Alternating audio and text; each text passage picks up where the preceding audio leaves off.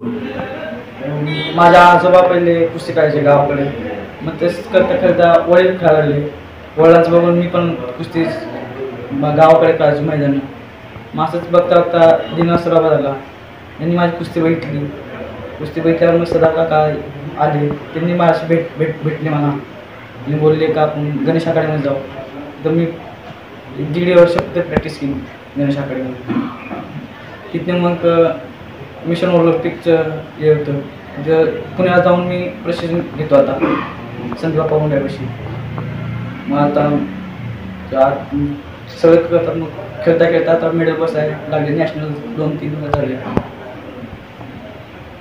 आता इथं मग एकदा थायलंडला जाऊन आलो, आता जॉर्डनला जाऊन आलो. जॉर्डनला माझं मेडल बसलं. थायलंडमध्ये माझं काय मेडलच बसलं नाही. तिथं मग नाराज झालो. आता मग जॉर्डनमध्ये माझं 3rd बसलं. पुढचं ध्येय काय असणार? आता पुढचं ध्येय आता 2028चं ऑलिम्पिक खेळायचं. पण इकडचे ते आपल्याकडचे जे काही ग्राममध्ये खेळ आहेत, आता आदिवासी भागातले मी समजा आहे, आदिवासी भागात प्रशिक्षण भेटत नाही म्हणून मी पुण्याला जातो आता. काय सरकारला तुझी मागणी असेल का इथल्या जे खेळू आहेत ग्राममध्ये त्यांच्यासाठी असं कुठंतरी व्यासपीठ तयार केलं पाहिजे असं तुला वाटते का? हा, असं आदिवासी पोरं करू शकतात नाही का, त्यांनी झालं पाहिजे.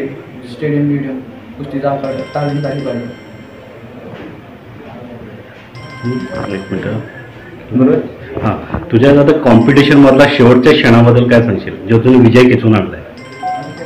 काय प्रसंग कसा होता, काय सांगशील? आनंद तर खूप होता मला, कारण की भारतासाठी मी पहिले मेडल दिलं, त्याच्यामुळे आनंद खूप होता मला. आपल्या महाराष्ट्रासाठी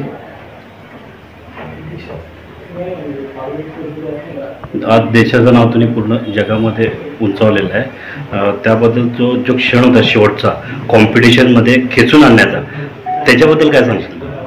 काय घरची परिस्थिती पण एवढंच बघतो.